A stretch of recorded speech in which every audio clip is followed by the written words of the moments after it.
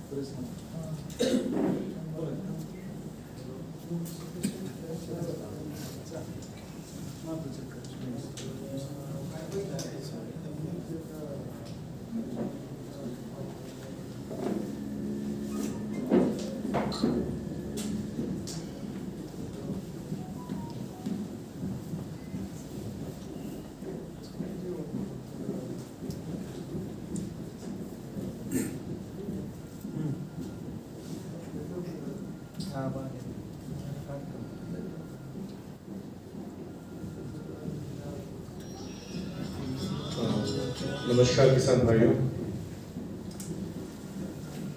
विषय है अन्नद्रव्य व्यवस्थापन, अन्नद्रव्य पानी व्यवस्थापन की बात कर रहे हैं। जैसे कि वाघमोड़े साहब ने बोला था कि हमें कम खर्चे में अच्छा पैदावार लेना है, अच्छा और गुणवत्तापूर्ण पैदावार चाहिए। जब भी कम खर्चे की बात करते हैं तो हर किसान को ये समझना चाहिए कि जैसे कि आप लोग यहाँ बैठे हुए हैं, ठीक है, हर आदमी की अपनी अलग आवश्यकताएं होती हैं। वो आवश्यकता एक समान तो होती नहीं है।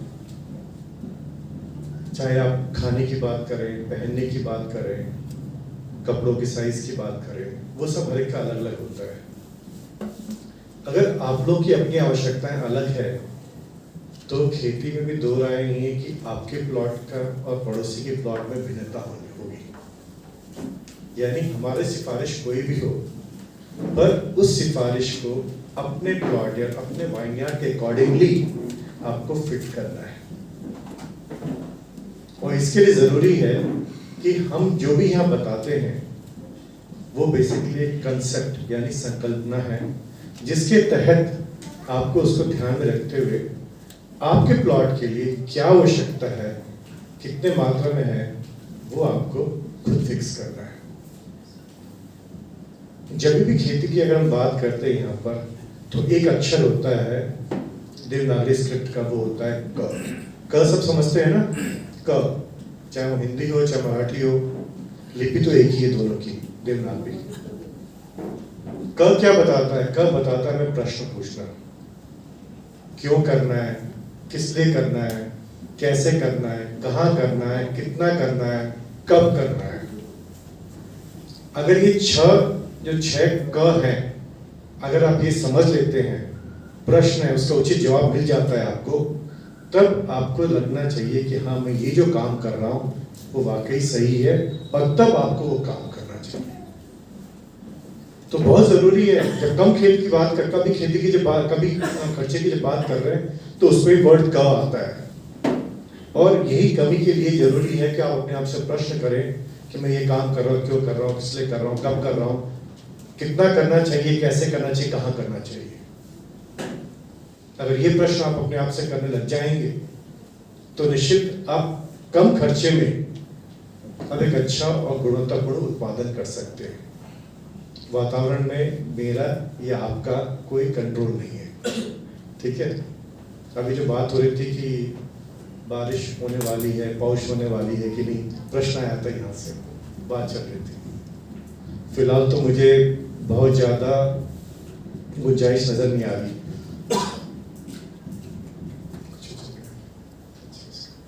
यहाँ पर कोई गुंजाइश नज़र नहीं आ रही है कि कुछ ज़्यादा बारिश मिलेगी, क्योंकि अभी जो बात करने वाले वो लॉन्ग टर्म की बात कर रहे हैं। वेदर फोरकास्ट जो होता है 3 से 5 दिन ही मतलब एकदम सटीक माना जाता है। अगर ये 3 से 5 दिन का बता रहा है बारिश है तो अच्छी बारिश हो सकती है। पर अभी जो बात होती है ना कि सितंबर में कैसी होगी, अक्टूबर बारिश आएगी नहीं आएगी, तो एक तरह से लॉन्ग टर्म फोरकास्ट है।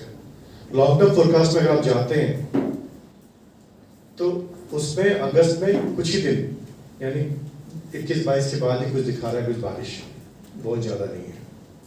सितंबर में एक बीच में कहीं जाके कुछ समय के लिए बारिश हो रही है, ठीक है, वहाँ पर थोड़ी सी अच्छी बारिश आएगी। और अक्टूबर में बात कर रहे हैं कि पहले हफ्ते में है, बट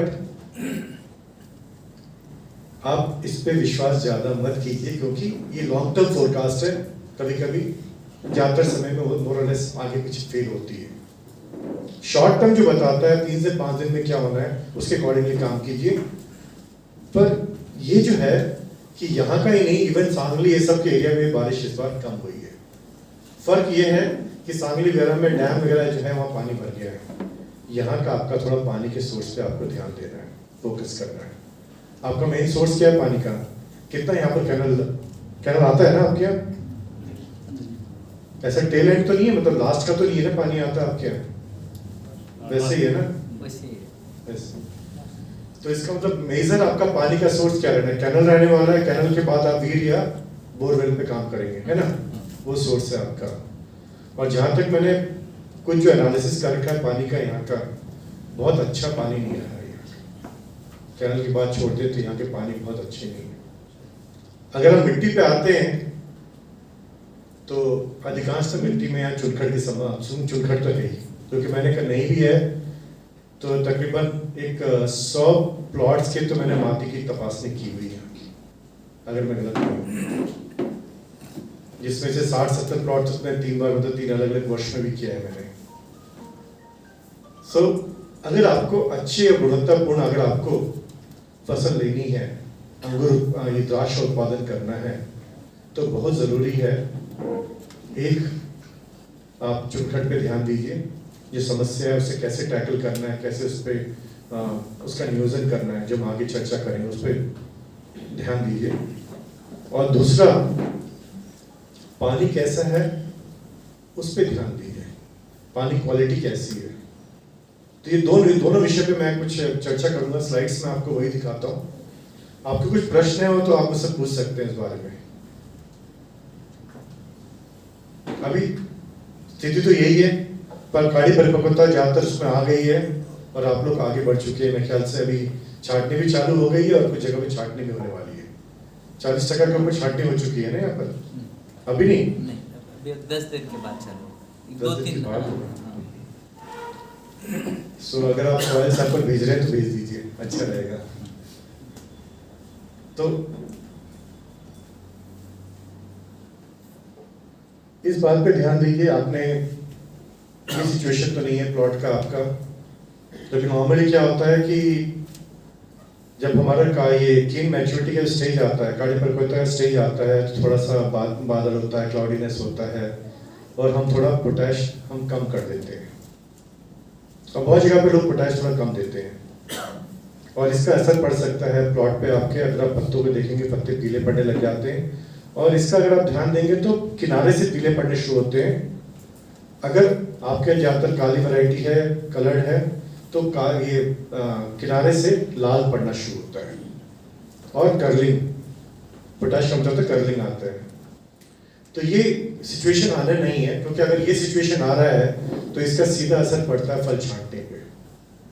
क्योंकि फल छांटनी है, उसमें आप छांटने के लिए जब आगे चलते हैं, जो घड़ निकलता है, घड़ का लंबाई यानी घड़ की जो साइज है उस पर फर्क पड़ता है। इवन जो मणि जो है, मणि के अलग अलग आकार हो जाते हैं, साइज अलग होता है, तो उसका रिटर्न मतलब आपको ज़्यादा पैसा या वो नहीं मिलता उसकी वजह से। तो खरड़ छांटनी में आपने क्या काम किया, उसका सीधा असर फल छांटनी पे आता है।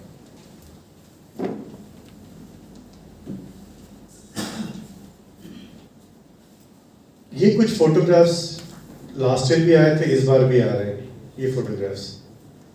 ये नॉर्मली क्या है, बहुत सारा फवारनी भी हुई है और कहीं कहीं पर जहाँ पर भी थोड़ी बारिश हुई है वहाँ पर थोड़ा सा डाउनी, थोड़ा एंथ्रेक्नोज और उसका असर आया हुआ है इसमें। तो यहाँ पर कोई अंदर का स्थिति नहीं है, लेकिन इस साल ये सिचुएशन थोड़ा कम है जरूर। कुछ कुछ इलाके से आए फोटोग्राफ्स, नासिक वगैरह से हमारे पास आए हुए थे, कुछ इधर के भी एरिया से आए हैं।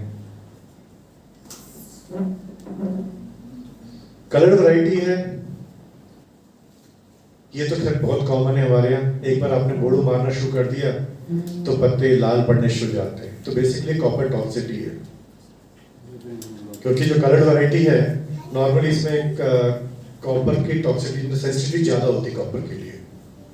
तो ये प्रूवन चीज़ है, इस पर तो ध्यान दीजिए। अगर आप कॉपर की फवारनी करते हैं, जो प्लॉट पीछे चल रहे हैं, तो थोड़े से कम कर दीजिए।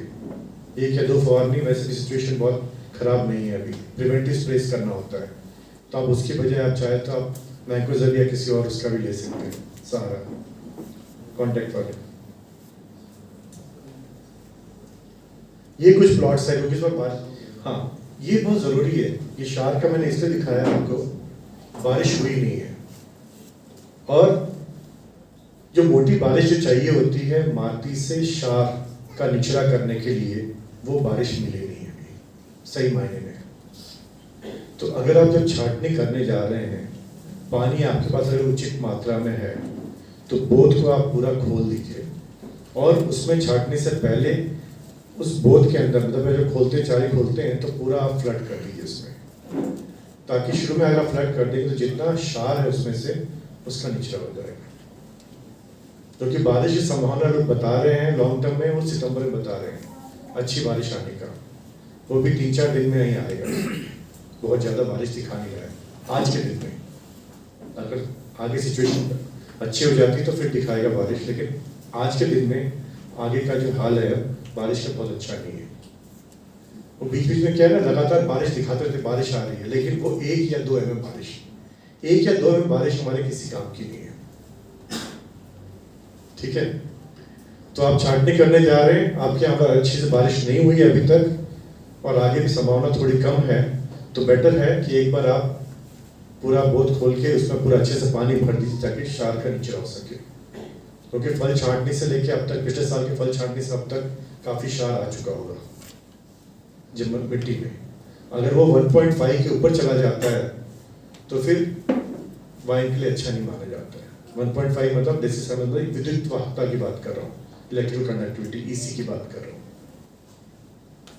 तो फ्लडिंग आवश्यक है, लेकिन बोध में आप चारी बनाई, उससे पानी डाल दिया, पूरे प्लॉट में फ्लडिंग करने की ज़्यादा आवश्यकता नहीं है। सो ये सिचुएशन यहाँ है, क्षार का भी प्रमाण है और पोटैश की भी कमतरता है, तो ये भी सिचुएशन देखे जा रहे हैं आजकल। ये तो टिपिकली है जब पानी का क्वालिटी अगर बदल गया है, बारिश अगर नहीं है आपके पास, आप बोरवेल का पानी इस्तेमाल कर रहे हैं, तो ये कुछ एरिया सांगली के उस साइड का जत वगैरह का एरिया है, यहाँ पर भी कहीं ये संभावना है। ये पत्ते काले पड़ रहे हैं, लेकिन ये थॉमसन वगैरह के लिए कलर्ड वैरायटी में जाएंगे तो ये लाल पड़ेंगे, पूरे पत्ते लाल होंगे जैसे। तो ये सिचुएशन का मतलब है कि आपका जो पानी का जो सोर्स इस्तेमाल कर रहे हैं उसमें सोडियम है, और सोडियम का अगर आप तपासनी कराएंगे पानी का, तो सोडियम कम से कम 80-100 या उससे ज़्यादा ppm की मात्रा में होगा। और अगर इतना सोडियम है ऑलरेडी पानी में, तो बहुत ज़रूरी है कि माटी की तपासनी कराओ, उसके अनुसार आप सोडियम का नियोजन करना शुरू कर दो। एक बात और, अगर खरड़ छांटने के ये सारे सिम्टम जिन गाड़ी पे आ रहे होंगे, डेफिनेटली है फल छांटने के बाद या तो इन गाड़ियों के ऊपर जिसमें भी पत्ते ऐसे खराब दिख रहे हैं, या तो बंच आएगा नहीं, बंच आएगा तो घोलीगढ़ बनेगा। बट फिर भी जो भी बंच आ रहे हैं आगे चल के वो अच्छे रहें बाकी गाड़ियों में, उसके लिए जरूरी है कि सोडियम का आप नियोजन करना शुरू कर दीजिए। सो पानी माटी की तपासनी बहुत इंपॉर्टेंट हो जाती है। ये देखो, एक ही वाइन के ऊपर आपको कॉपर टॉक्सिसिटी दिख रही है। कॉपर टॉक्सिसिटी क्यों आ रही है? जहां जहां स्प्रे गया है, कलर्ड वैरायटी की बात हो, जहां जहां स्प्रे गया है वहां पर कॉपर का स्प्रे, वहां पर आपका कलर तो हो रखा है। उसके अलावा उसी में देखोगे आप पोटेशियम कमतरता है। सो आपको मैं ये फोटो दिखा के आपको डराने की कोशिश नहीं कर रहा हूँ, मैं कह रहा हूँ कि आप अपने वाइन्स को देखिए क्या क्या हो सकता है, उसके अनुसार अभी आप उपाय कीजिए। जिनके प्लॉट लेट है उनके पास पूरा समय अच्छे से उसका अभी भी मैनेजमेंट कर सकते हैं। कॉपर का तो नहीं है, आपने जो मार दिया, बट पोटैश का आप जरूर नियोजन कर सकते हैं। बारिश अगर आती है तो मल्च हटा दीजिए, बारिश नहीं आने की संभावना है मल्च रखिए, क्योंकि यहाँ पर आपको कम पानी में भी आपको अच्छा लागत चाहिए। अगर मल्च रहेगा तो 10% कम पानी से भी आपका काम चलेगा। तो दोनों चीज़ें सोचना आपको है। अभी फिलहाल बारिश संभावना कम है, मल्च रखिए, लेकिन सितंबर में 1-2 अच्छी बारिश आने वाली है, उस टाइम पे मल्च हटाइए, वो तो पूरा पानी पड़ने दीजिए, ताकि अगर बहुत अच्छे से भीजता है तो साथ साथ में शार का निचरा होता है।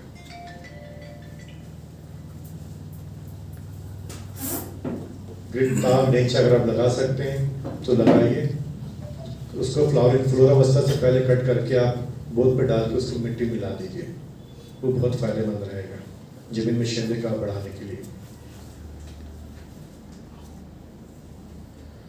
फल छांटने की आप तैयारी कर रहे हैं, तो तैयारी करने से पहले मैंने क्या बताया आपको, जैसा कि आपको इन बातों पे ध्यान देना चाहिए। कैसे आप इन माटी हो, पानी हो और वाइन, कैसे इन सब का व्यवस्थापन करते हैं कि आपको अच्छा माल मिले।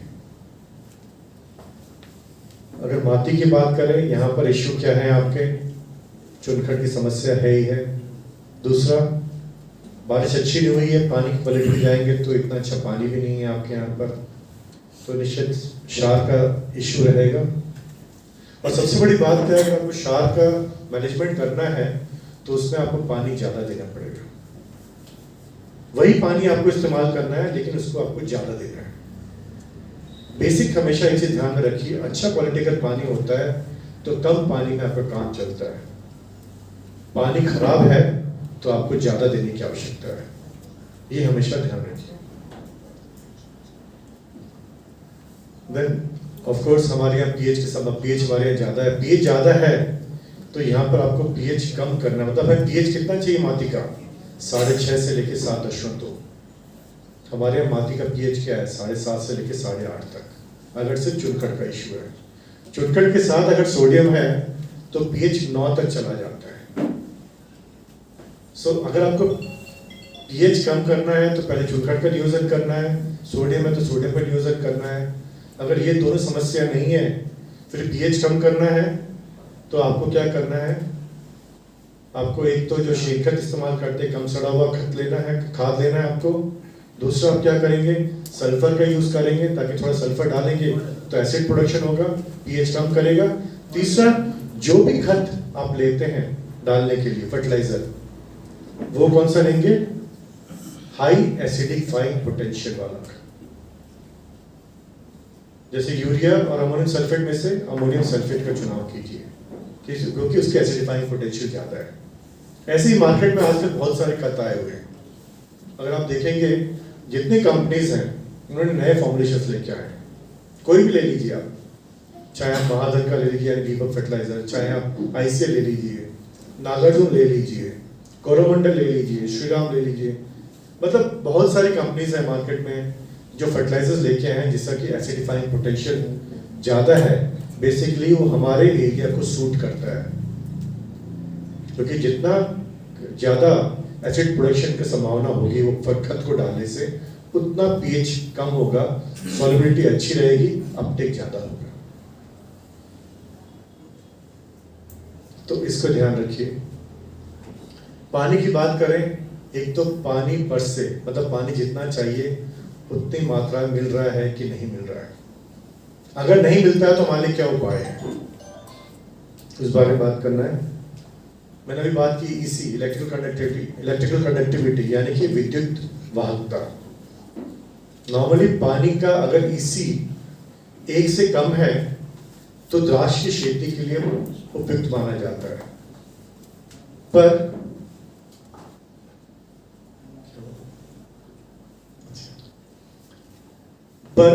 अगर वो 1 से ज्यादा है तो द्राक्ष की खेती के लिए अच्छा नहीं माना जाता, यानी कि आपको फिर क्षार का नियोजन करना पड़ेगा। अभी नॉर्मली अगर हम देखते हैं हमारे यहाँ महाराष्ट्र वगैरह का देखते हैं, आपके एरिया का भी देखते हैं पानी का, तो 1.5 ईसी से लेके 2.5 ईसी तक का पानी है। सो 1.5 से लेकर अगर 2.5 ईसी का पानी है, और अगर आपको पानी देना है डिफरेंट स्टेज पे, और कोई स्टेज में अगर मैं बोलता हूँ कि आपको 100 लीटर देना है एग्जाम्पल के तौर पे, और 1.5 से 2.5 ईसी का पानी है, तो आपको यहाँ पर 125 लीटर पानी देने की आवश्यकता है, यानी 25% ज़्यादा पानी देने की आवश्यकता है। 25% पानी ज़्यादा क्यों देना है? ताकि उस पानी में जो क्षार आ रहा है, तो अगर ज़्यादा पानी देंगे तो पानी आगे बढ़ेगा ग्रेविटी के साथ और वो रूट जोन के बाहर जाएगा, और जब वो रूट जोन के बाहर जाएगा तो साथ साथ में क्षार भी बाहर निकल जाएगा। सो खराब पानी इसलिए हमें ज़्यादा देने की आवश्यकता है। सो नॉर्मली 1.5 से लेके 2.5 पीसी का पानी हमारे ज़्यादातर होता है, तो यहाँ पर आपको 25% एक्स्ट्रा पानी देना होता है निचरा या लीचिंग करने के लिए। सोडियम का इशू है, क्लोराइड का प्रॉब्लम नहीं, क्लोराइड को तो आप पानी ज़्यादा देंगे तो क्लोराइड वैसे ही निकल जाएगा। सोडियम का इशू है, उसके लिए आपको क्या इस्तेमाल करेंगे? आप जिप्सम यूज करेंगे। और अगर सोडियम के साथ चुनखड़ है माटी में, तब आप सल्फर ही इस्तेमाल करेंगे। जिप्सम बिल्कुल मत यूज कीजिएगा, जिप्सम किसी काम का नहीं होगा। क्योंकि जिप्सम में क्या होता है, नॉर्मली यहाँ पर किसान भाई बहुत कंफ्यूज रहते हैं, वो जहाँ देखे भाई हमें सिर्फ जिप्सम इस्तेमाल करना है हमें, पर जब उनका परीक्षण रिपोर्ट देखते हैं तो उसमें चुनखड़ भी होता है। जिप्सम क्या है? कैल्शियम सल्फेट है। कैल्शियम और सल्फेट दो हैं जिप्सम में। ये जो कैल्शियम मौजूद होता है वो क्या करता है, मिट्टी कण में जो सोडियम होता है जो बैठा होता है उसको वहां से निकाल के वो कैल्शियम वहां जाके बैठता है, मिट्टी की गुणवत्ता अच्छी कर देता है। सोडियम जो निकलता है वो सल्फेट से रिएक्ट करता है, सोडियम सल्फेट बनता है। उसको आप पानी जब ज़्यादा देते हैं तो वो घुलनशील होता है, पानी में घुल के वो मूली के फैलाव के क्षेत्र से बाहर निकल जाता है। अब चुनखड़ ऑलरेडी मौजूद है, सोडियम भी इशू है, बट चुनखड़ मतलब calcium carbonate. So calcium already वहाँ है जमीन में आपको, तो यहाँ पर आप सिर्फ सल्फर देंगे, एसिड प्रोडक्शन होगा, कैल्शियम कार्बोनेट का ब्रेकडाउन होगा, जो कैल्शियम निकलेगा वो सोडियम को रिलीज करेगा। सल्फर दे रहे हैं, सल्फ्यूरिक एसिड बन रहा है, सल्फेट फॉर्मेशन हो रहा है, वो सोडियम से रिएक्ट करेगा और फिर आप ज्यादा पानी देंगे तो सोडियम सल्फेट ये घुलनशील होता है, रूट जोन से बाहर निकल जाएगा। तो ये तरीका है सोडियम का इशू करने के लिए। कार्बोनेट का है, कार्बोनेट अगर पानी में ज्यादा है तो उसका एक ही तरीका है उसका करने का, या तो पानी को आप एसिडिफाई कर दीजिए। पानी जो दे रहे हैं साथ साथ में एसिड छोड़ेंगे तो कार्बन का बाइकार्बोनेट न्यूट्रलाइज होता है। अगर आपके पास डोजिंग पंप नहीं है और आपको एसिड हैंडलिंग में दिक्कत है, सबसे आसान तरीका है फिर मिट्टी में आप सल्फर मिला दीजिए अच्छे से। हमेशा ध्यान रखो, सल्फर कभी भी मिट्टी में बोध के ऊपर मत छोड़िए। अगर सल्फर को आपने बोध के ऊपर छोड़ा है तो उसका कोई फायदा नहीं मिलने वाला है। सल्फर कम घुलनशील होता है, उसको हमेशा मिट्टी में मिलाना होता है। अगर आप मिट्टी मिलाएंगे तब जाके जहाँ उसको ये मॉइस्चर मिलेगा, पानी मिलेगा, नमी होगी मिट्टी में, तो धीरे धीरे वो कन्वर्ट होता है एसिड में। तो सल्फर कभी भी आप ड्रिपर के नीचे जो बाकी आप खत डालते हैं वो सल्फर मत डालिए, क्योंकि जितना भी आप डालेंगे वो सब वेस्ट हो जाएगा, पैसा बेकार हो जाएगा आपका। तो उसका हमेशा मिट्टी मिलाना होता है सल्फर।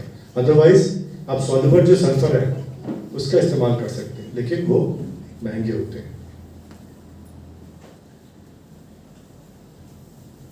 फिर ऑफ कोर्स अगर आप बेसल एप्लीकेशन करते हैं कोई भी खत का, तो नेचुरली उसका अपटेक कम ही रहता है, चाहे वो नत्र हो, स्फुरद हो, पोटैश हो। एफिशिएंसी देख ही रहे हैं, आप 100 किलो डालेंगे तो हार्डली 10 से 15% नत्र का इस्तेमाल होगा, स्फुरद 5 से 7%। तो इसका आपका उपाय क्या है? ड्रिप सबके पास है, ज़्यादा से ज़्यादा फर्टिगेशन का इस्तेमाल करो। ड्रिप से जितना आप खत छोड़ सकते हो उतना फायदा रहेगा। एक और तरीका है कि आप जब शेनखेत वगैरह डालते हो तो मार्केट में भी क्या है कि बहुत सारे न्यूट्रिएंट अनरिच्ड कंपोस्ट मौजूद है, तो वो भी आप लेके डालोगे। जैसे आप मान लो फॉस्फोरस एनरिच्ड मैन्योर या फॉस्फो जिप्सम कॉम्प्लेक्स, मतलब ये मैन्योर आते हैं, या फिर ये आपके पोटेशियम विद मोलासिस के साथ आते हैं, मैन्योर विद मोलासिस जो ऑलरेडी एफसीओ रिकमेंडेशन है जिसमें आपके, इसका भी आप यूज कर सकते हो। तो इसमें क्या होता है कि बाहरी लोग क्या करते हैं, ये शेनखत है या आपका कंपोस्ट वगैरह को बाहर ये लोग सुपर फॉस्फेट या फिर रॉक फॉस्फेट उससे ट्रीट करते हैं, और फिर वो जो बनता है फॉस्फोरस एनरिच्ड में ये जो फॉस्फोरस जो होता है, क्या होता है कि आप जब कंपोस्ट बनता है तो कार्बन नाइट्रोजन रेशियो धीरे धीरे कम हो जाता है। तो ये जो फॉस्फोरस है, स्फुरद वगैरह जो होता है, ये ऑलरेडी अच्छे से उसमें फिक्स हो जाते हैं कंपोस्ट में। और जब कंपोस्ट आप डालते हैं या शेनखत आप डालते हैं जिसमें कि ऑलरेडी फॉस्फोरस वगैरह मौजूद हैं, तो जब उसका ब्रेकडाउन होता है, जब वो टूटता है, तब उसमें से स्फुरद निकलता है, तो वो सीधा उसका अपटेक हो जाता है। तो कम क्वांटिटी में एक साथ जब स्फुरद निकलता है तो उसका नुकसान भी कम होता है, फिक्सेशन लॉस भी कम होता है। इन बातों पे आप ध्यान दीजिएगा, ठीक है।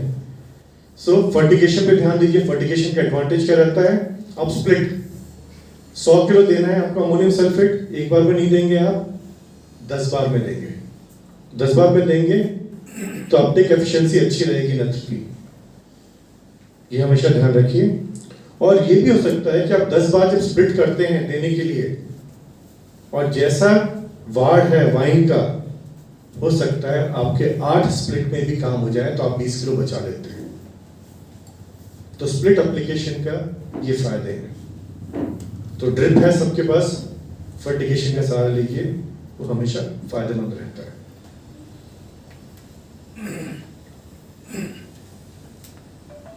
सो छांटनी करने जा रहे हैं। छांटने से पहले आप माटी तपासने कीजिए, पानी की तपासने कीजिए, और जो पुराने जो आपको डेट परीक्षण के जो रिपोर्ट है उसको सामने रखिए। उसके अनुसार अगले छांटनी, अगले जो सीजन का अन्नद्रव्य का नियोजन कीजिए। ये ऊपर की जो पहिए देख रहे हैं आप मिट्टी, ये आप लोग के एरिया की है। यही कई पूरे सैंपल्स आए हुए हैं, कितना अलग अलग है, दिख रहा है आपको? आप ही के प्लॉट्स हैं, इंदमपुर के सैंपल्स हैं, कितना वेरिएशन है। तो अगर इतना वेरिएशन आपके यहाँ ऑलरेडी मौजूद है, और यही मैं हर जगह दिखाता हूँ, क्योंकि एक दिन मेरी एक साल मेरी किस्मत अच्छी थी, बागवाड़े साहब ने 80 सैंपल आके दिए थे, शायद 20 स्क्वायर किलोमीटर के एरिया से लिया था ना आपने, 80 सैंपल आए थे, और उसी का मैं दिखा रहा हूँ कि मतलब देखो कितना वेरिएशन है आपके यहाँ पर। अगर ये इतना वेरिएशन है तो सिफारिश एक कभी नहीं हो सकता। हर एक के लिए आपको अलग अलग सिफारिश की आवश्यकता होगी, और वो आप ही तय कर सकते हैं, बिकॉज प्लॉट में आप रहते हैं। एक्सपर्ट आपको सलाह दे सकता है, बाहर वाला आदमी आपको सलाह दे सकता है, लेकिन आप भी समझ सकते हैं कि अगर मैं ये काम कर रहा हूँ इससे मुझे क्या फायदा मिल रहा है। इसलिए अक्षर क पे ध्यान दीजिए, वो बहुत इंपॉर्टेंट हो जाता है। ये नासिक की मिट्टी है, मैंने 2 साल पहले इसका भी किया था काम। तो कितना देखो चुनखड़ का वेरिएशन कितना है, 3% से लेके 20%। ये स्थिति यहाँ पर भी है, 3% एक बहुत कम है, ज्यादातर 5, 8, 12, 15% तक है यहाँ पर चुनखड़ का। सो दिखाने का तात्पर्य यह है कि आपको बगल वाला क्या कर रहा है उससे सीख लीजिए, लेकिन वही काम आपको अपने यहाँ नहीं करना है। आपको उससे कम में भी काम हो सकता है, उससे ज्यादा नहीं होता है। आपको समझना चाहिए कि मैं कर रहा हूं तो कितना करना है, क्या करना है। ऐसा एक ही प्लॉट का, ये पिछले 5 साल से लेके स्लाइड घूम रहा हूं मैं, एक ही प्लॉट के में कितने वेरिएशन हो सकते हैं, और ये आप ही समझ सकते हैं क्योंकि आप अपना प्लॉट देख रहे हैं। और ये मैं कैसे पकड़ा था, इसका कैसे हुआ इशू, ये भी सॉइल हेल्थ कार्ड में नासिक का सैंपल आया था, एक प्लॉट का, सीधा उसने 2.5 एकड़ का एक ही सैंपल दिया था मुझे। अब एक सैंपल आया तो उसी का एनालिसिस कर दिया, दे दिया रिपोर्ट। तो पूरी जगह का एरिया का दे रखा था उसने, और सीजन के पीछे बोल रहा है कि सर आपने जो बोला था सल्फर मैंने दिया है, उतना कोई फायदा नहीं हो रहा है। और मैं वहीं नासिक में था, मैं गया प्लॉट में तो सही में वेरिएशन दिख रहा था प्लॉट में उसके। 2.5 एकड़ का प्लॉट है, 5 भाग में बांटा, आधा 1 एकड़ का मैंने सैंपल लिया, और आप देख सकते हैं चुनखड़ 9% से लेके 16% तक चुनखड़ है। पीएच 7.5 से लेके 8.1 तक पीएच है। सो अगर ये वेरिएशन ऑलरेडी प्लॉट में है आपके, तो आपको अलग अलग सैंपल निकालने चाहिए। आप एक सैंपल से आपको काम नहीं चलेगा। इनफैक्ट यहाँ पर इनके 3 सैंपल निकलने चाहिए थे इस प्लॉट के, तभी सही ढंग से अन्नद्रव्य का व्यवस्थापन वो कर पाते हैं।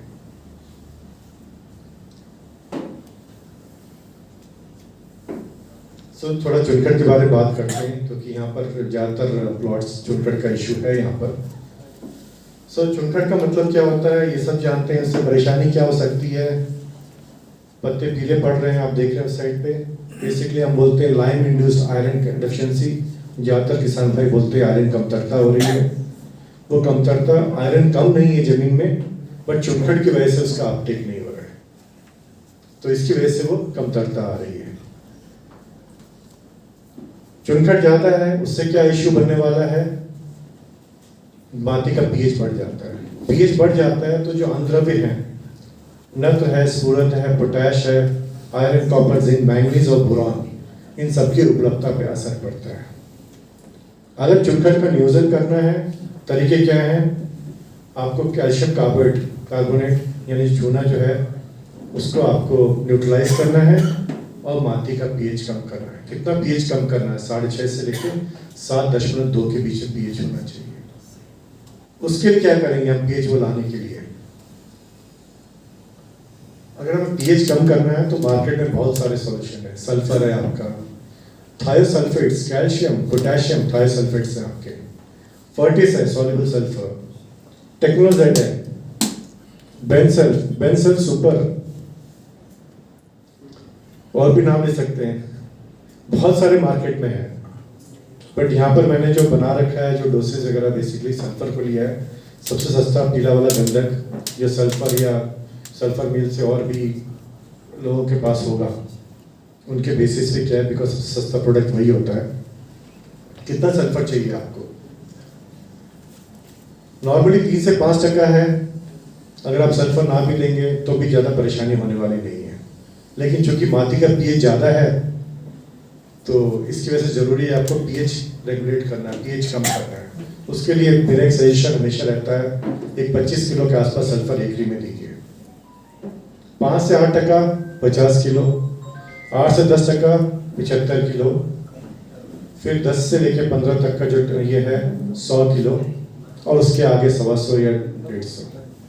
जो भी नया प्लॉट लगाता है उसको मालूम है कि मेरे यहाँ से फॉर एग्जांपल 8% चुनखड़ है और नया प्लॉट तैयार कर रहा है, ट्रेंचिंग कर रहा है, मिट्टी खोल रहा है प्लांटिंग के लिए, तो उसमें उसको क्या करना चाहिए? जो भी सिफारिश है, जैसे 8% के लिए हमने बोला 75 किलो, तो वो 75 के बजाय 150 किलो शुरू में मिला ले तो ज़्यादा फायदा होगा। क्योंकि पूरा शुरू में लागवड़ से पहले मिला के रखेगा तो उससे ज़्यादा उसको बेनिफिट मिलेगा। अब जो सल्फर आप डाल रहे हो, जैसे मैंने पहले बताया, सल्फर कभी बोध के ऊपर नहीं छोड़िएगा। सल्फर क्या करना है, आपको मिट्टी मिलाना है, क्योंकि चुनखड़ बोध के ऊपर तो होता नहीं है। और जैसे मैंने क्या बोला कि सल्फर ज़्यादा घुलनशील नहीं होता है, तो सल्फर को वहाँ होना चाहिए जहाँ पर चुनखड़ ऑलरेडी मौजूद है। इसका मतलब क्या है, आपको बोध फोड़ना है।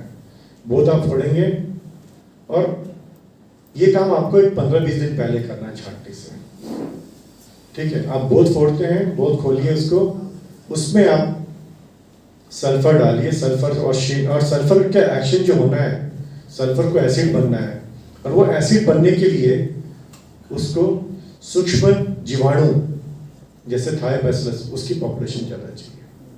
और ये सूक्ष्म जीवाणु की पॉपुलेशन ज़्यादा हो, इसके जरूरी है कि जमीन में शेंदे खाद की मात्रा भी ज़्यादा होनी चाहिए। यानी कि सल्फर के साथ साथ आप क्या करेंगे, शेन खत भी डालेंगे।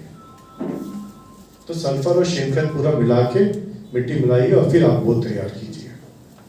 कुछ किसान भाई ये बोलते हैं कि बोध फोड़ेंगे तो रूट्स टूटेंगे, जो मूली है वो टूटेगी तो कोई बात नहीं, वो नई मूली और आएगी, उसकी एक्टिविटी और अच्छी रहेगी, तो उसमें कोई प्रॉब्लम नहीं है। 15-20 दिन पहले काम कर रहे हैं, जब छाटनी होकर अब आगे बढ़ता है, मूली काम करने टाइम पे नई मूली आती है, और नया जवान आदमी तो ज़्यादा ही बलशाली होता है, अच्छे से काम करेगा वो, तो यहाँ पर मूली के डैमेज के लिए घबराइएगा मत। लेकिन अगर इस स्टेज पे आप सल्फर डालना भूल जाते हैं, आप ध्यान नहीं देते हैं, और छाटनी करने के बाद जब पत्ते निकलते हैं, घर निकलता है, वो पीला पड़ने लगता है, तो उस केस में फिर आप मिट्टी खोल नहीं सकते, क्योंकि यहाँ मिट्टी खोलेंगे तो सीधा उसका असर पड़ेगा। तब आपको सिर्फ और सिर्फ सॉल्युबल सल्फर का इस्तेमाल करना है, जो कि आप ड्रिप के थ्रू छोड़ सकते हैं, पर थोड़ा ये महंगा होता है। ये 30-35 रुपए किलो मिलेगा, अगर मैं गलत नहीं 40 कितने का आएगा, 90-100 रुपये में आता है, 90-100-110 कितने का आ रहा है आज के 40 का, वही एक सॉल्युबल सल्फर है ना, उसका टेक्नोजेड है, टेक्नोजेड तो और ज़्यादा होगा 130-135 के आसपास आता है। तो वो एक खर्चा फिर बढ़ जाता है उसमें, क्योंकि फिर आपको क्या करना पड़ता है कि हर वो 3-3 किलो का बैग आता है, वो डिपेंडिंग ऑन कितना चुनखड़ है, अगर 5 से 8 टका है तो हर हफ्ते आपको 3 किलो देना है। वही अगर 12-13% चुनखड़ है तो हर 4 दिन में आपको 3 किलो का बैग आपको फर्टिस का देना पड़ेगा, फिर लागत बढ़ जाती है। सो आपको मालूम है चुनखड़ है, न्यूज़ अभी से चालू कर दीजिए, हमेशा फायदेमंद रहता है। बीच में चाहे तो एक आध सप्लीमेंट कर सकते हैं, बस वो काफ़ी रहेगा। इसके अलावा चुनखड़ जमीन में कौन सा, अगर आपको न्यूज़न करना है, जैसे आपकी बात हो रही थी फेरस का, ये कम करता है, उसके लिए आपको फवारनी करनी है फेरस सल्फेट की। नॉर्मली फेरस सल्फेट हम 2 ग्राम से फवारनी करते हैं, तो उसके लिए आपको पानी एसिडिक बनाना ज़रूरी है। यानी पानी जो स्प्रे का पानी है उससे पहले एसिड डालिए, pH 5.5 से 6 के आसपास ले आइए। एक बार 5.5 से 6 के बीच pH आ जाता है तो उसमें फिर आप फेरस सल्फेट डालिए और तब उसका स्प्रे कीजिए। अगर आपने पानी में पहले फेरस सल्फेट डाला बाद में एसिड डाला तो फिर ये सिचुएशन हो जाएगा, तो प्रेसिपिटेट कर जाएगा, इवन आपका जो स्प्रे के नोजल्स हैं वो भी ब्लॉक करेगा, उसको ब्लॉक करेगा, क्योंकि सॉलिड पार्टिकल बनेगा। तो बेस्ट है आप पहले एसिड एडिसिफाई कीजिए पानी को, 5.5 के आसपास ले आइए pH, उस पर फिर फेरस सल्फेट डालिए और तब उसकी फवारनी कीजिए। कौन सा खाद इस्तेमाल करना चाहिए, मैंने पहले कहा है pH हमारे यहाँ ज़्यादा है तो उसी खाद का इस्तेमाल करना चाहिए जिसका एसिडिफाइंग पोटेंशियल सबसे ज़्यादा होता है। नथ की बात करें, अमोनियम सल्फेट इस्तेमाल कीजिए। एक सिंपल कंपैरिजन है, यूरिया का एसिडिफाइंग पोटेंशियल 1.29 होता है, अमोनियम सल्फेट का 5.24 होता है, तो आप देख सकते हैं तकरीबन 4.5 गुना ज़्यादा एसिडिफाइंग पोटेंशियल अमोनियम सल्फेट का है, उसका इस्तेमाल कीजिए। लेकिन जब इस्तेमाल करते हैं तो आप ध्यान रखिए कि यूरिया में 46% नत्र होता है, अमोनियम सल्फेट में 20.6% नत्र होता है। अगर यूरिया आप 100 किलो इस्तेमाल करते हैं, एग्जाम्पल के तौर पे यहाँ इस्तेमाल नहीं करना है, तब अमोनियम सल्फेट आपको पड़ेगा 220 किलो। तो हमेशा कोई भी खाद आप इस्तेमाल करते हैं, कितना करना है उसमें हमेशा उसके कंटेंट पे ध्यान दीजिए, कितना उसके अंदर वो पर्टिकुलर अंदर मौजूद है। सो अगर आप यूरिया हटा के अमोनियम सल्फेट यूज कर रहे हैं तो कम से कम डबल डालने की आवश्यकता पड़ेगी आपको, क्योंकि ये भी मेरे साथ एक बार हुआ है नासिक में। वहां पर मैं बोल के आया कि हम यूरिया की जगह अमोनियम सल्फेट यूज कीजिए, और जब उसी सीजन में मैं गया ये बेरी डेवलपमेंट स्टेज, यानी जब मणि का डेवलपमेंट हो रहा था, तो बोल रहा है ग्रोथ अच्छा नहीं आ रहा है। जब बात करना शुरू किया, बोला आपने तो अमोनियम सल्फेट कहा था, जब मैंने उसका रजिस्टर देखा तो लास्ट में जितना यूरिया करता था उतना इसका अमोनियम सल्फेट दिया था, तो उसने एक तरह से अंडर डोजिंग किया, कम दिया नत्र, तो इसलिए वो प्रॉब्लम आ गया। स्फुरद की बात करें, वाटर सॉल्युबल स्फुरद का इस्तेमाल कीजिए आप, 1261 है, 1744 है और बहुत सारे हैं। सुपर फॉस्फेट यूज करते हो तो आप शुरू में यूज कीजिए। फॉस्फेट एनरिच्ड मैन्योर यूज करते हो तो चुनखड़ के लिए आपने जो बोत खोला है उसमें आप डालिए, ये सब शुरू में करने वाले काम है, और मिट्टी में अच्छे से मिलाएंगे। तो एसएसपीपी क्या करना है, सिंगल सुपर फॉस्फेट को अगर आप अभी डालते हैं डायरेक्टली मिट्टी में तो वहां पर जो स्फुरद रिलीज होता है तो उसका फिक्सेशन होता है। अगर आप शेनखत में मिला के या फिर फॉस्फो एनरिच्ड मैन्योर यूज करते हैं तो यहाँ पर जब ब्रेक डाउन होता है, जब स्फुरद रिलीज होता है तो इसका नुकसान नहीं होता है, कम कम मात्रा में निकलता है और रूट्स जो हैं डायरेक्टली उसको अपटेक कर लेते हैं, बिकॉज वो नेचुरल चिलेशन, जो चिलेट्स होते हैं नेचुरल चिलेशन होता है ये। तो इसका ध्यान रखिएगा, डायरेक्टली 2 पोता 3 पोता सीधा मिट्टी मत मिलाइएगा। चुनखड़ जमीन में शेन खत में या किसी कंपोस्ट में मिला के ही दीजिएगा।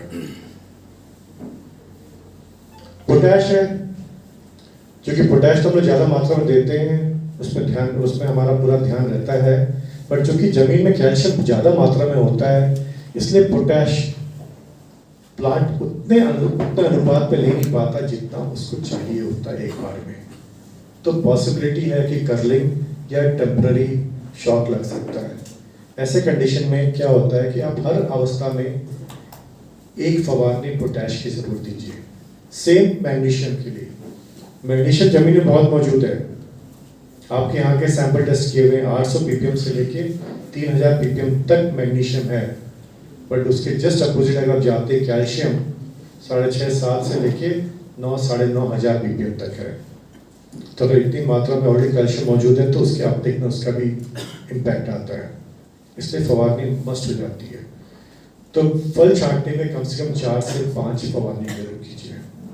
दूसरी बात, ये जो प्रोसेस है आपका, जब तक आप छांटनी कर रहे हैं, इस बीच में अगर कभी आपको बड़ी बारिश मिलती है, उस बारिश के बाद हमेशा एक फवारनी जरूर पोटैश कीजिए, भूलना नहीं, हमेशा कीजिए, ये हमेशा फायदेमंद रहता है, क्योंकि जो पत्ते में पोटैश होता है उसका निचरा हो जाता है।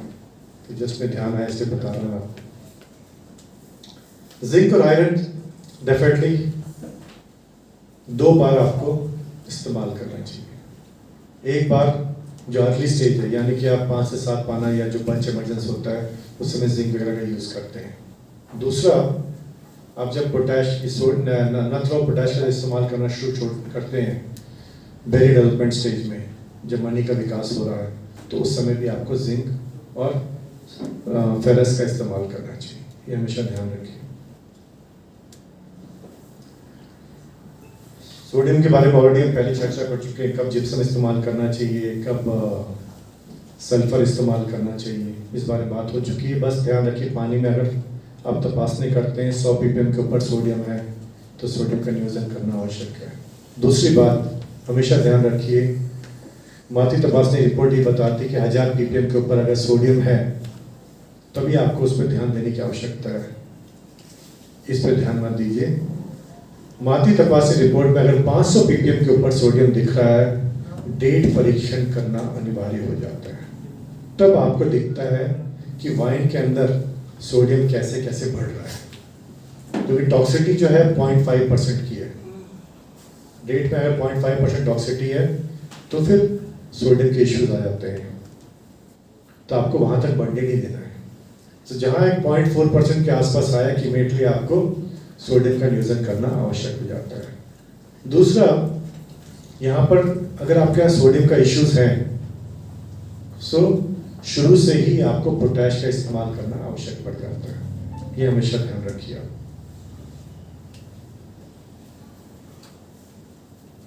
कार्बोनेट्स के बारे में तो बात हो चुकी है आपसे। फिर दोबारा, पीएच हमें कितना चाहिए? 6.5 से लेके 7.2 का पीएच चाहिए हमें, और इसके लिए ज़रूरी है कि हम ये 4 चीज़ों पे हम ध्यान दें। नंबर 1, जो भी हम शेन खत वगैरह इस्तेमाल करते हैं, कम सड़ा हुआ शेन खत इस्तेमाल कीजिए। दूसरा, सल्फर, अगर जिनके पास डोजिंग पंप है वो एसिड का इस्तेमाल कर सकते हैं। और तीसरा, जो भी आप खत इस्तेमाल करते हैं फर्टिलाइज़र, हमेशा वही फर्टिलाइज़र का चुनाव कीजिए जिसका कि एसिडिफाइंग पोटेंशियल सबसे ज़्यादा हो।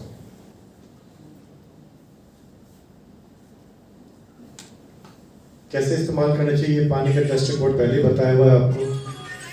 यहाँ पर ध्यान दीजिए आप, एक सोडियम कितना है? 131 ppm, यानी पानी में ऑलरेडी सोडियम मौजूद है, सोडियम का नियोजन करना आवश्यक है। सबसे इंपॉर्टेंट है यहाँ पर आप ध्यान दीजिए, 7 नंबर पे कैल्शियम है 172 ppm। हमेशा ध्यान रखो, पानी में अगर 50 ppm के ऊपर कैल्शियम है और अगर आप जीए का सॉल्यूशन बना रहे हैं जिसमें कि आपको पानी को एसिडिक करना है, जो भी है, उस कंडीशन में आप फॉस्फोरिक एसिड का इस्तेमाल मत कीजिए, क्योंकि कैल्शियम है, अगेन वो रिएक्शन होगा, कैल्शियम फॉस्फेट बनेगा, जो आपको पीएच चाहिए वो नहीं मिलेगा।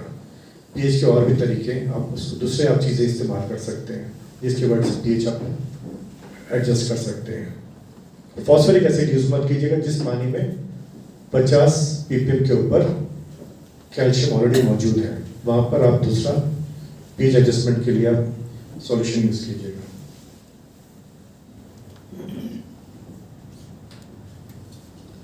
माटी का रिपोर्ट जब भी आता है चुनखट का ध्यान दीजिए, 28% है।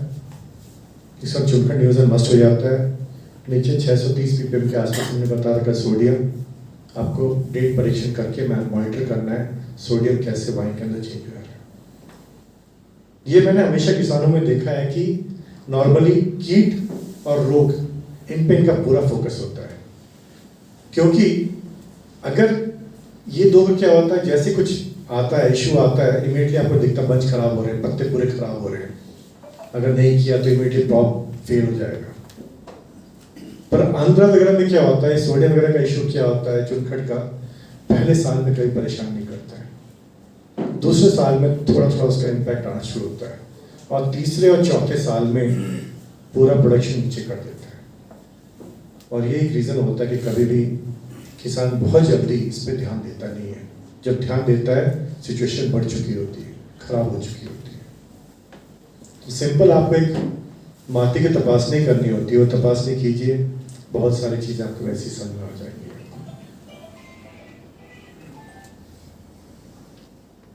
आजकल सब लोग माटी की तपासनी कराते हैं, डेट परीक्षण कराते हैं, रिपोर्ट पर ध्यान दिया कीजिए। कुछ भी रिपोर्ट में आता है उसको एक्सेप्ट मत कीजिए, लैब को भी क्वेश्चन करना सीखिए। सिंपल एग्जांपल मैंने लिया यहाँ पर, डेट परीक्षण का सोडियम का एग्जांपल लिया है। 1.67 कभी नहीं आ सकता। अगर 1.67 का मतलब है पत्ते पूरे झड़ चुके हैं, और यहाँ तक आने से पहले ही है पत्ते, या तो काली जो वैरायटी है उसमें पत्ते लाल पड़ने शुरू हो जाते हैं, और सफ़ेद वैरायटी है थॉमसन वगैरह तो पत्ते काले पड़ने शुरू हो जाते हैं। ये आपको शुरू में ही दिख जाएगा। तो इसका मतलब तपासनी मिस्टेक है ही ये तो पूरी आपको लैब को बोलना ही बोलना है कि गलत है। कभी कभी लैब भी बोलते नहीं हमारी गलती नहीं है, लैब छोड़ दो आप, अगर आप मारपीट नहीं कर सकते मारपीट मत करना, सॉरी। तो लैब में जाने की जरूरत नहीं है, क्योंकि वो गलत तपासनी का रिपोर्ट है। अब आता है कि आपको अंदर में कैसे इस्तेमाल करना चाहिए। तपासनी का रिपोर्ट आपके सामने है। नॉर्मली हमारे क्या नथ यूनिवर्सल डेफिशिएंट है, यूनिवर्सल कमतरता है, नथ कभी भी हमारे ज़्यादा मात्रा में होता नहीं है।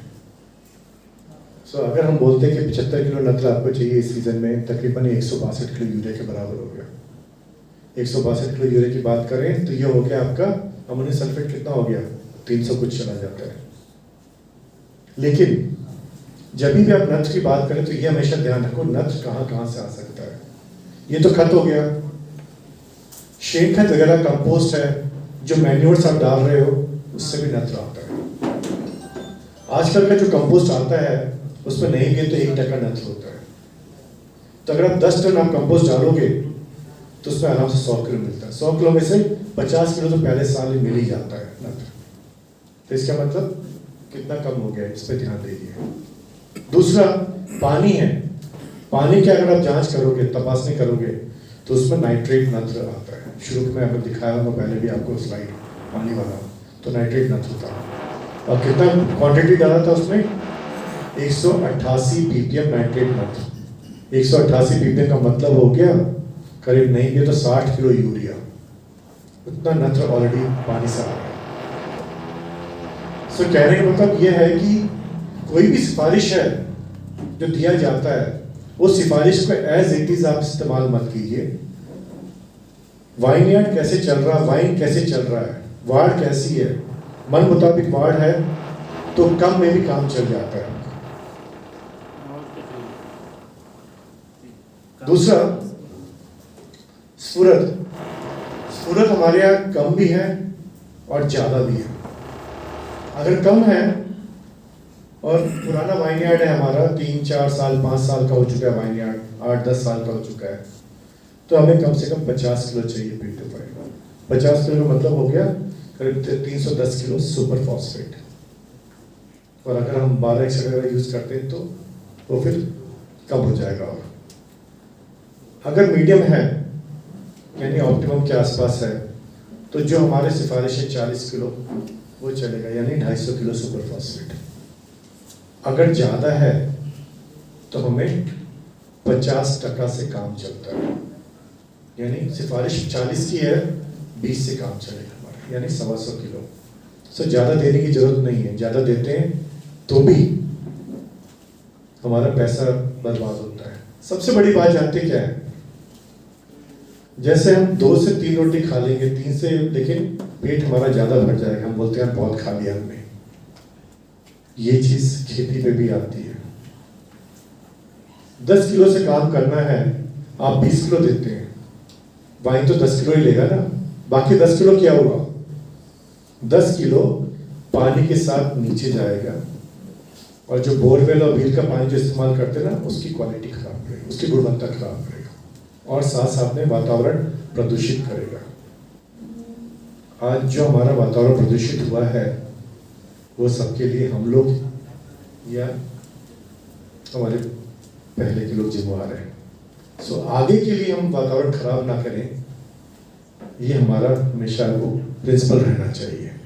सो जितना ज़रूरी है उतना इस्तेमाल कीजिए, उतना ही दीजिए, ज़्यादा मत दीजिए। पोटैश की बात करें, आगे यहाँ कम से लेके ज़्यादा तक है, बट यहाँ पर बहुत जगह पे सोडियम का इश्यूज है।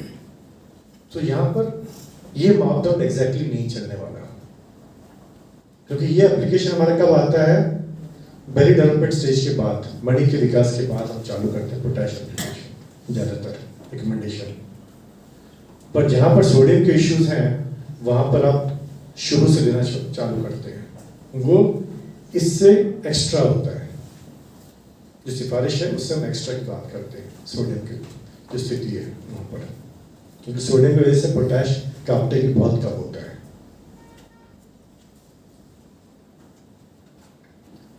सूक्ष्म अणुओं की बात करें तो बोरान 1 से 1.5 किलो काफ़ी रहता है, बोरिक एसिड आप देते हैं तो ज़्यादा मत दीजिए, क्योंकि ज़मीन में वैसे भी हमारे यहाँ boron medium to high status है ही।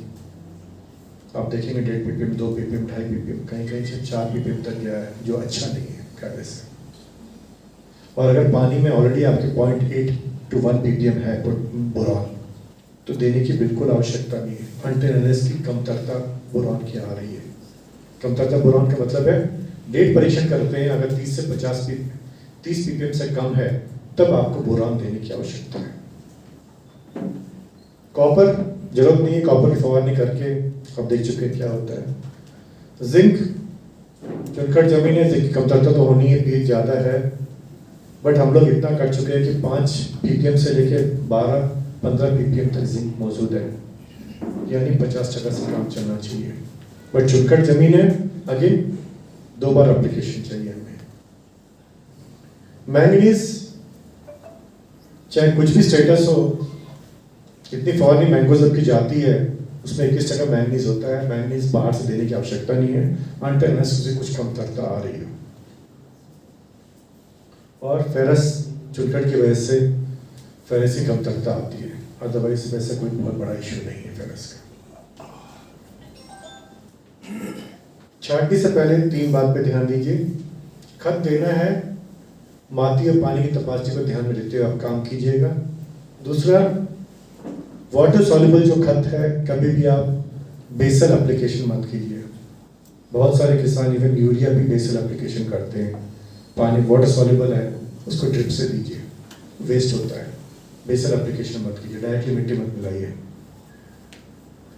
तीसरा, जो भी आप खत लेते हैं, कोशिश कीजिए वो खत खरीदिए जिसका एसिडिफाइंग पोटेंशियल सबसे ज़्यादा। चौथा, चूंकि हमारी जो मिट्टी है उसमें क्षेत्रीय कार्ब की मात्रा कम रहती है, इसलिए ज़रूरी है कि अगर हो सके तो हर पॉसिबल हो तो हर सीज़न में 10 टन शेंखत आप दे सकते हैं। नहीं तो आजकल एनरिच्ड मैन्योर्स आ रहे हैं, चाहे सूरज हो चाहे पोटैश हो, उसका इस्तेमाल कीजिए, काफ़ी प्रभावकारी रह सकते हैं। पानी अगर आपको देना है, स्टेज पे ध्यान दीजिए, कौन सा स्टेज है, उसकी आवश्यकता क्या है। दूसरा, वेदर क्या है, कंडीशन आपका। वापसा जमीन है तो वैसे आपको पानी देने की आवश्यकता नहीं है, बट उस पर भी लोग पानी देते हैं। हमेशा ध्यान रखो, मिट्टी में अगर सैचुरेटेड मिट्टी होगी, पानी पूरा भरा हुआ है मिट्टी में, तो रूट्स की एक्टिविटी यानी जो मूली है वो काम कम या फिर नहीं के बराबर करती है। कुछ समय के लिए वाड़ थमता है, उसमें घबराने की आवश्यकता नहीं होती है, क्योंकि मूली काम नहीं कर रही है। मूली काम कैसे करेगी? पूरा पानी भरा हुआ है, और पूरा पानी भरा हुआ है तो जैसा हमें ऑक्सीजन चाहिए मूली को भी ऑक्सीजन नहीं मिल रहा है। तो उसमें थोड़ा पेशेंस रखना है। एक बार जमीन जब दोबारा वापसा कंडीशन में आती है तो मूली काम करने लग जाती है। जबरदस्ती कोई फवारनी मत करो, कोई 22 मिनट कुछ भी मत मारो, कभी कभी उल्टा पड़ सकता है। और कुछ सालों से ऐसे ही हो रहा है हम लोग के साथ, क्योंकि बाद में जो फोटोज आते हैं तो सब चीज़ दिखने लग जाता है, कहीं घाट पड़ रहा है, कभी कुछ हो रहा है। तो हमेशा ध्यान रखिए। कितना पानी डालना चाहिए?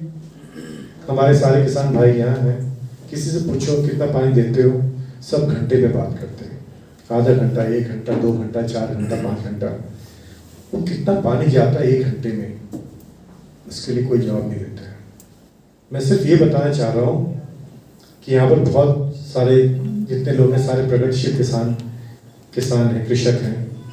जब भी एक भाई बोलता है कि भाई मैं 1 घंटा दे रहा हूँ, उस 1 घंटे में उसके यहाँ कितना पानी जा रहा है।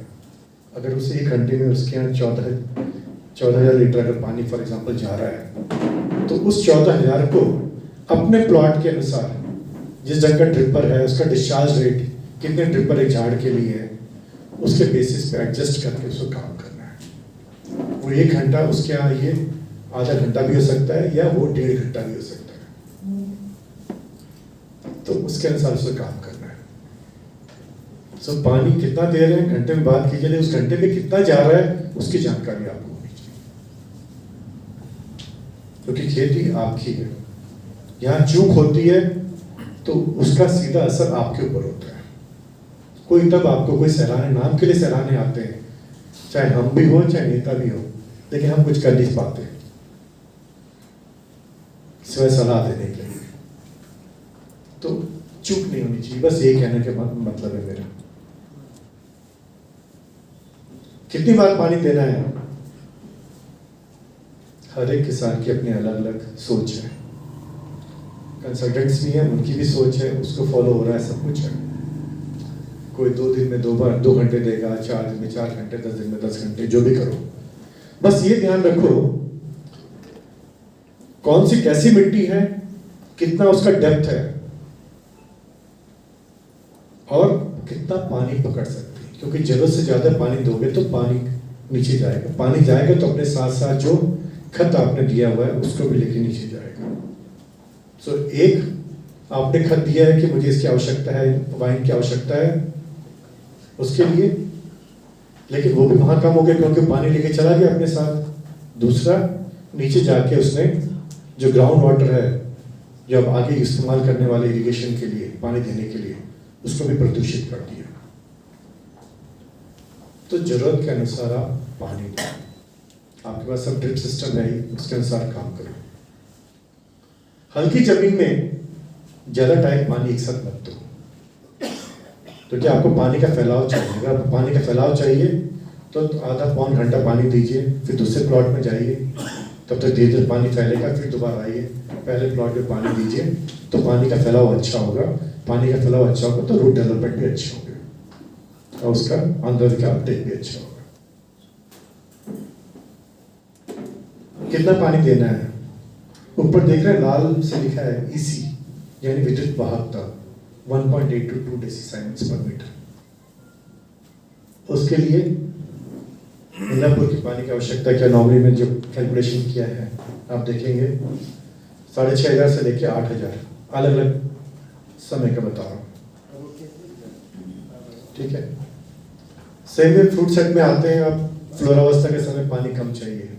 पानी कम इसलिए चाहिए, विगर नहीं चाहिए हमें, नंबर 1। सो विगर नहीं जाएगा तो पॉलिनेशन अगर अच्छा होगा, जिंक बोरान का जो दिया है आपने वो फ्लोरावस्था में यहाँ पर काम आएगा, पॉलिनेशन अगर में। और सेटिंग थोड़ा कम होगा, कम सेटिंग होगा तो थिनिंग में लागत कम लगेगी, तो यहाँ आपको पानी कम करने की आवश्यकता है। आप जाते हैं फिर अगला स्टेज जो आता है बेरी डेवलपमेंट स्टेज, यानी बड़ी के विकास का जो स्टेज होता है सेटिंग के आगे, वहाँ पानी आपको ज़्यादा चाहिए वापसा की स्थिति होती है, लेकिन वहां पर तापमान कम होता है। और अगर तापमान कम है तो पानी की आवश्यकता कम हो जाती है। ठंड में हम भी पानी कम पीते हैं ना गर्मी की अपेक्षा, तो वैसे वहां पर उनको पानी कम चाहिए, वाइन को भी।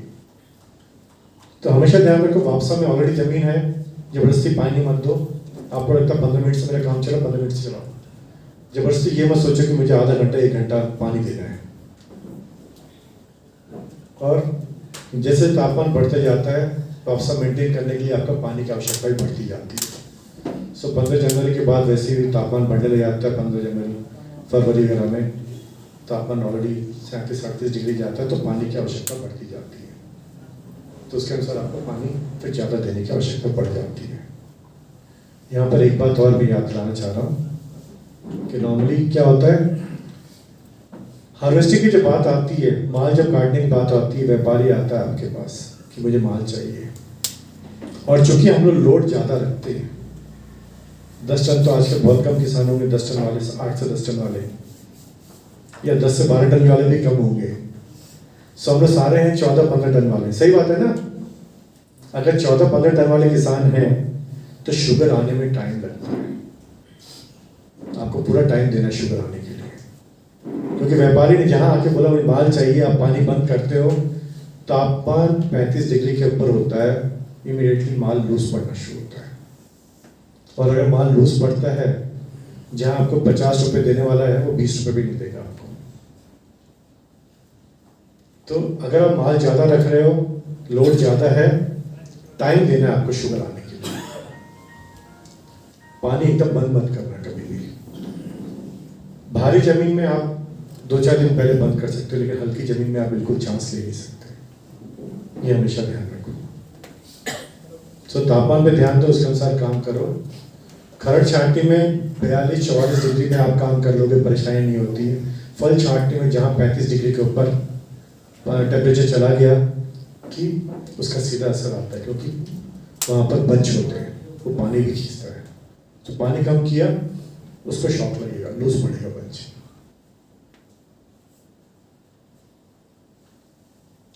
इसी कितना है? 1 से कम है। पहले मैंने पानी कितना शुरू में बोला था, 6.5 से लेकर 8,000 लीटर तक। यहाँ पानी कम हो गया है। इसका मतलब ये पानी क्वालिटी अच्छी है, तो हमने 25% पानी यहाँ पर कम चाहिए। अच्छा पानी है, अब कम पानी से काम चलेगा। खराब पानी है, ज्यादा पानी देने की आवश्यकता है।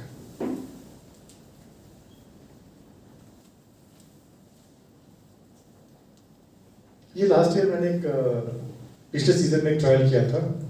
लास्ट ईयर मतलब ये फल छांटने के समय चिंचनी में सब सरफेस, चिंचनी सांगली, सब सरफेस इरिगेशन का फार्मर्स का प्रैक्टिस वर्सेस जो हमने डेमोन्स्ट्रेशन लगाया था। आप देख सकते हैं 50% कम पानी से उत्पादन में ही फर्क दिख रहा है आपको। और ये किसान का ऐसा हुआ था कि इसका कोई एक घड़ भी जो आया था, वो ये नहीं बोल सकता घड़ खराब है। एक बार में पूरा प्लॉट हार्वेस्ट हुआ। किस्मत खराब क्या है उसकी, वो मार्च एंड में उसका हार्वेस्ट हुआ, जहां वैसे ही बहुत सारा अंगूर मार्केट में आया था, दाम कम मिला, बट प्रोडक्शन गुणवत्ता बहुत अच्छी थी यहाँ पर। सो अगर पानी कम है तो सब सरफेस इरिगेशन है, जिसके सहारे आप एक अच्छा और क्वालिटी प्रोडक्शन आप कर सकते हैं। इसका नेट रिजल्ट क्या है, इस साल उसने 5 एकड़ प्लॉट सब सरफेस पे लिया है। कभी भी आप जाना चाहें, कभी भी आप जाते हैं चिंचनी में, मैं आपको नंबर दे सकता हूँ, अब वो किसान का प्लॉट देख सकते हैं। क्योंकि कोई आधा एकड़ से 5 एकड़ में ऐसी शिफ्ट नहीं होगा अंटिल उसको किसान के जानते हैं। अगर फायदा नहीं मिल रहा तो फट से स्विच ऑफ करेगा वो।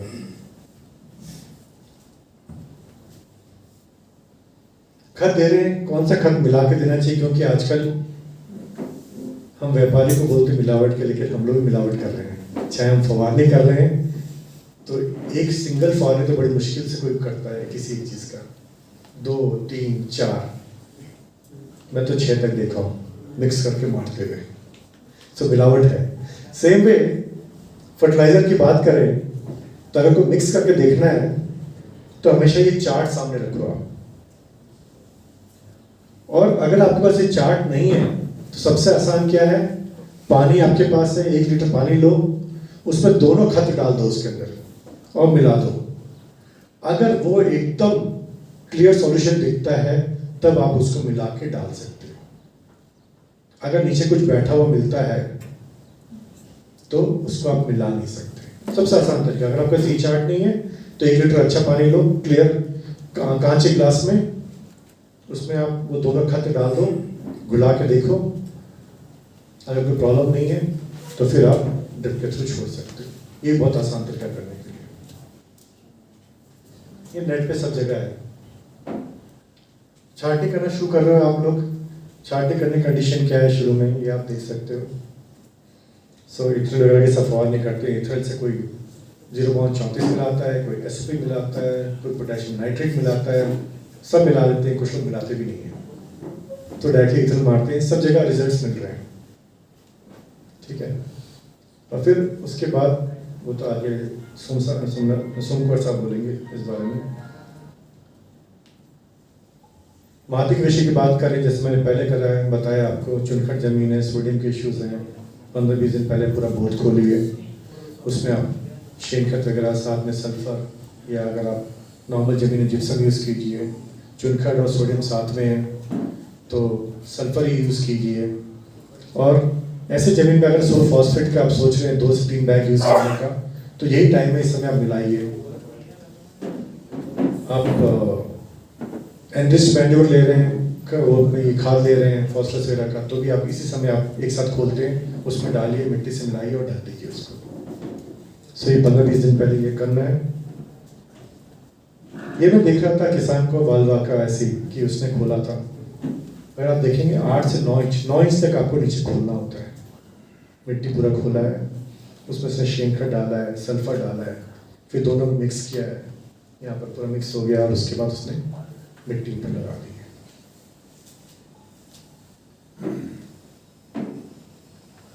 इसके बाद आता है फूट के बाद, फूट आने के पत्ते जब आने शुरू होते तो आप नत्र देना शुरू कीजिए।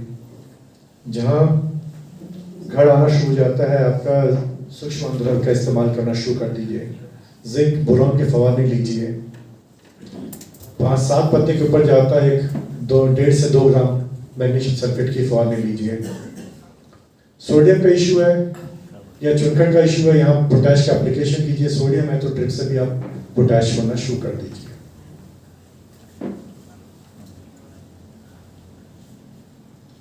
वार्ड बहुत तेज चल रहा है, आप पेरे का अंतर देख सकते हैं।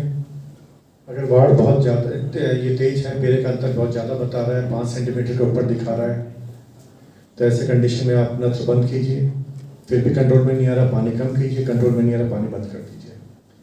एक बार वार्ड थमता है, रुक जाता है, कंट्रोल में आता है, फिर धीरे धीरे पानी चालू कीजिए और नत्र देना शुरू कीजिए। जहाँ 8-10 पत्ते के ऊपर जाता है तो चुनखट या किसी कारण वजह से कभी कभी कर्लिंग आती है, या हमने कैनोपी ज़्यादा रखी तो भी कर्लिंग आनी शुरू हो जाती है। अगर आप पत्ते को सही से देखेंगे तो किनारे से पत्ते या तो पीला पड़ रहा होता है या फिर हल्का सा लाल आ रहा होगा, लाल पड़ना शुरू होता है, या फिर हरापन कम हो जाता है। तो ऐसे कंडीशन में पोटैश कम करता है।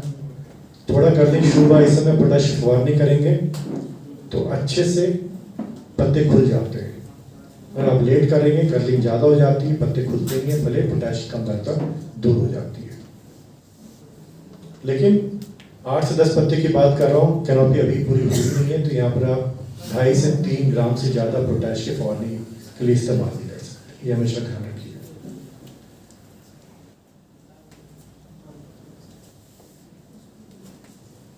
कलर वैरायटी का दिख रहा था आपको, लाल पड़ रहा है साइड से, या फिर आपका ब्रॉन्ज के इफेक्ट्स आ रहे हैं। ये आपका इशू है जंबो वगैरह में। टिपिकली पोटेशियम कम करता है, जैसे आप शुरू के फोटोज देखे हैं, तो अकॉर्डिंगली आप काम कीजिए। कैनोपी के अनुसार हमेशा ये ध्यान रखिए, आप जब छाटनी करते हैं, छाटनी में जब चालू होता है, ये ग्रोथ चालू होता है, मैग्नीशियम पोटेशियम का एप्लीकेशन करना है मान लो, तो शुरू में जहाँ 7-8 पत्ते तक आते हैं वहाँ पर आप 1.5 से 2 ग्राम के ऊपर आप मैग्नीशियम पोटेशियम की फवारनी नहीं कर सकते। जहाँ 12 पत्ते तक आते हैं, 12-13 पत्ते तक चालू हो जाते हैं, वहाँ पर आप कभी भी 3 ग्राम के ऊपर नहीं जाएंगे। फ्लोरावस्था अगर स्थिति है, क्योंकि आजकल पहले हम लोग बोलते नहीं थे, लेकिन अभी इसलिए बोल रहे हैं कि बारिश आती है उस समय कभी कभी, और बहुत ज़्यादा बारिश आती है तो एक आध फवारनी देने आवश्यक होता है, वहाँ 3 से 4, उससे ऊपर मत जाइए। और लेटर स्टेज में आप आगे चल के सेटिंग के बाद आप 4 से 5 ग्राम तक जा सकते हैं, और वराइजन के आगे आप 5 ग्राम का फवारनी कर सकते हैं। सो कैनोपी के अनुसार आपको क्वांटिटी पे ध्यान देना है। ये स्थिति आने की संभावना कम है बेसिकली, फिर भी अगर आप बारिश बहुत ज़्यादा होती है, एक तो कैनोपी खुली होनी चाहिए। सोमकोट साहब बात करेंगे, मैं इसी टाइम बोलूँगा। एक कभी बड़ी बारिश आती है, पोटैश की फवारनी जरूर कीजिए, उसके बाद उसको मिस मत कीजिए कभी। दूसरा, खाद का जो एप्लीकेशन है, आप कभी भी उस समय जब पानी मिट्टी में ऑलरेडी पानी पूरा है, भरा हुआ है, ड्रिप से कभी भी खत मत छोड़िए। इंतजार कीजिए वापसा में आता तभी आप खत छोड़ना शुरू कीजिए। तब तक अगर आपको आवश्यकता लगती है तो फवारनी से काम चलाइए। तो अगली स्टेज है, नॉर्मली किस चीज़ की आवश्यकता होती है? सूक्ष्म अनुद्रव्य की। तो जिंक की बात करेंगे, 2 ग्राम से जिंक सल्फेट, 2 ग्राम से फेरस सल्फेट, 1 ग्राम से बोरिक एसिड या सॉल्युबल की बात कर रहे हैं, और 2 ग्राम से मैग्नीशियम सल्फेट। पोटैश की बात करेंगे 2 से 2.5 ग्राम इस दौरान पे, यहाँ बारिश की बात कर।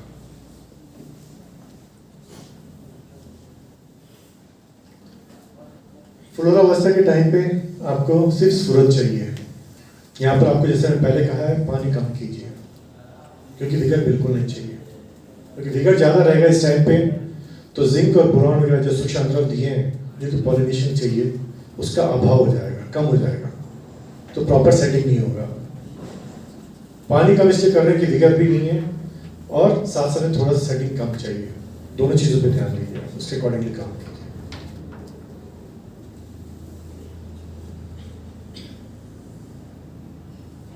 ये स्टेज है जब आपको 70% कैप फॉल स्टेज, यहाँ पर आपको सैंपल लेना होता है डेट परीक्षण के लिए।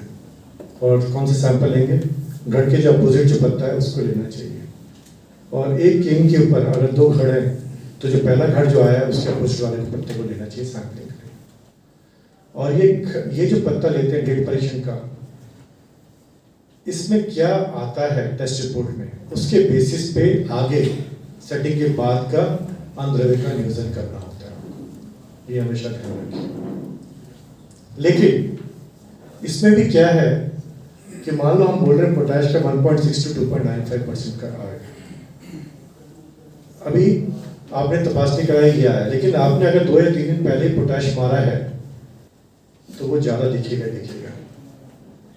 तब उस कंडीशन में अगर आपने पोटैश कम किया तो 0 से 6 mm तक, वेरी साइज तक, यहाँ पर कम से कम 2 से 3 कैल्शियम की फवारनी करनी है। ये कभी मिस मत कीजिए, क्योंकि ये जो स्टेज है आपका, क्या हुआ?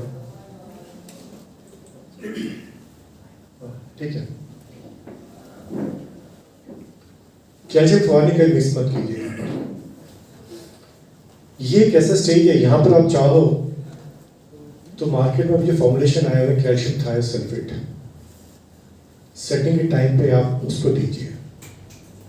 कम से कम अगर आप 3 से 3.5 लीटर, मतलब एक बार में 1.5 लीटर आप एकरी देते हो। मैं ज़्यादा इसलिए भी नहीं बोल रहा हूँ कि इसका प्रोडक्ट का कॉस्ट अगर मैं गलत नहीं है तो 200 सवा 200 रुपये पर लीटर है।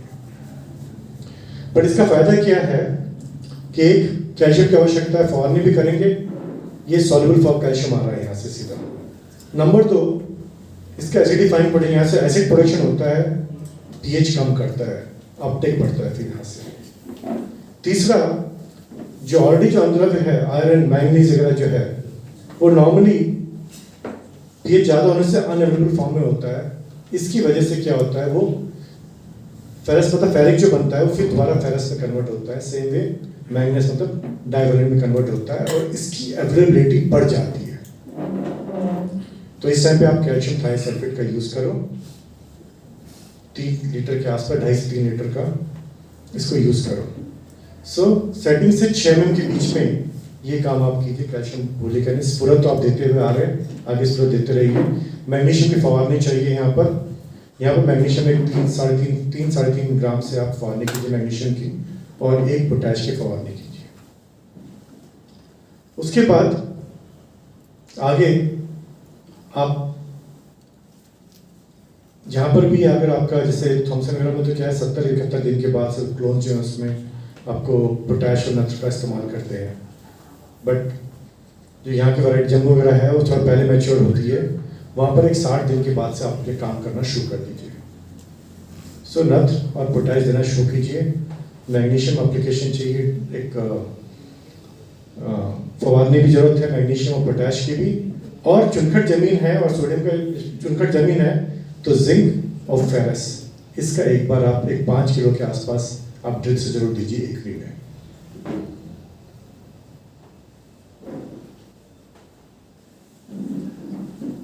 ये करीब 5-6 साल से एक फोटो दिखा रहा हूँ ये समझने के लिए कि भाई ये दोनों में फर्क क्या है, ये दोनों बंचेस में। उस साइड का देख सकते हैं बंच पूरे घर में अनइवन बेरी का साइज है, वो बेसिकली आपका सूक्ष्म अंदर है जिंक बोरॉन, इसकी वजह से प्रॉब्लम ज़्यादा आया हुआ है। यहाँ तापमान का इशू है, क्योंकि जहाँ भी तापमान कम हो जाता है तो सेटिंग लेट हो जाता है, और साथ साथ अगर सेटिंग हुआ भी है इस दौरान तो साइज कम हो जाता है। तो ये हमेशा ध्यान रखिए, इसके अकॉर्डिंगली आप देखिए, क्योंकि यहाँ पर आप ज़्यादा कुछ कर भी नहीं सकते हैं वातावरण पे, अंटिल इसकी आप कवरिंग करेंगे तभी आप उसका इम्पैक्ट थोड़ा कम कर सकते हैं।